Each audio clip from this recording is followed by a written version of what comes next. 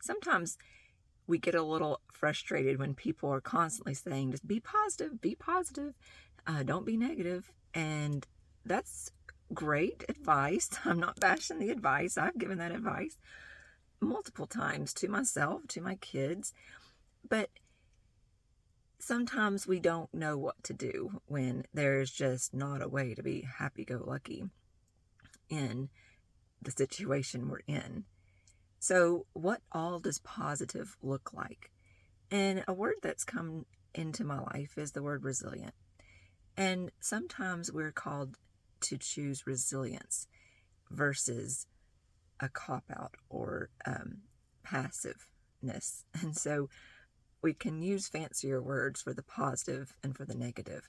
Like when you're in a situation and it's really, really tough and you're just not sure how in the world you're going to get through this, and this is just not fair, somebody's cornering you, like something is just really wit's end about whatever you're going through. That's when you're not just going to say like, oh, think positive. Like you're going to be like, all right, get real here.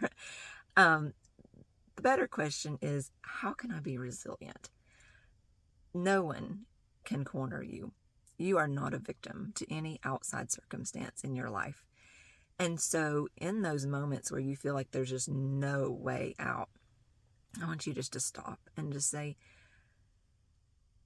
how can I be resilient? How can I walk through this?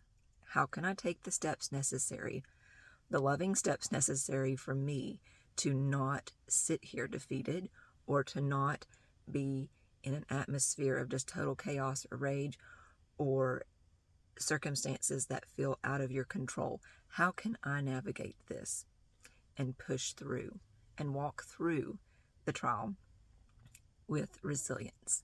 And resilience is when you choose to find the courage within you, even if it's hard, be brave, and navigate the steps, step by step, forward. You're not a victim. And that's a courageous way of being positive. So resilience is a place in your mind where you say, hey, enough is enough. I'm moving forward. And with all kindness and with all love, you just start navigating it. And if you are failing forward, you're failing forward. That's still resilience, okay? It is not a flawless procedure that you just implement into your daily life and everyone just, becomes a trail of, little ducklings behind you and they all just follow your leadership. I'm not saying that that's what's going to happen. Wonderful if it does.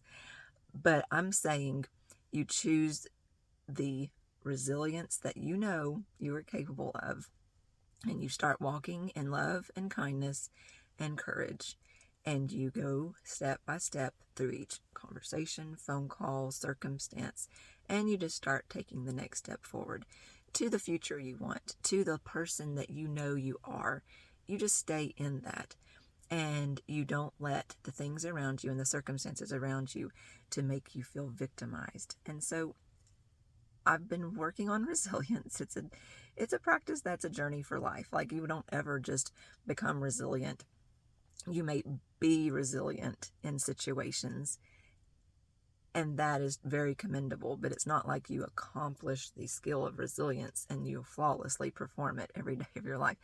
Every day is a new experience, and every day is a new opportunity to choose the courage that is within you and the love and the kindness that is in you, and execute your daily issues step by step, implementing those characteristics in your life. And so that's a real adulting way of being positive in some of the trying situations that we face.